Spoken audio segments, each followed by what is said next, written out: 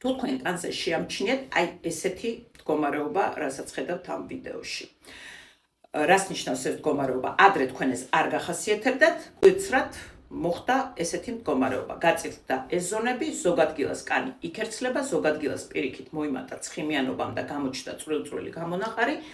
ეს პირველი ნიშანია იმის, რომ თქვენ დაგიზიანდათ კანის ბარიერი.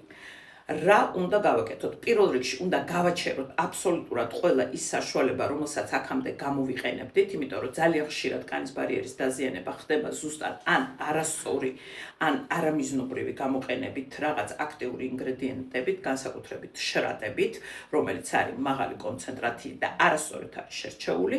ამას ყველაფერს ვაჩერებთ, ვიყენებთ დასაბან საშუალებებს, რომელიც არის განკუთვნილი გრძნობიარე კანისთვის ან ატოპიური კანისთვის და ასევე ვიყენებთ მხოლოდ და მხოლოდ საცხებს, რომლებსაც აწერია აღდგენის საცხები. იქ უნდა იყოს კერამიდები, უნდა იყოს ცერამიდები, შეიძლება იყოს პანტენოლი.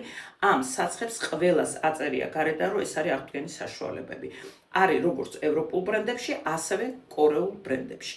დააკვირდით თქვენ თავს და თუ ეს თქვენ თავში აღმოაჩინეთ, სასწრაფოდ დაიწყეთ ეს თერაპია. აბა ჩემო კარგებო, როგორც ყოველთვის საუკეთესო არჩევანი თქვენზე.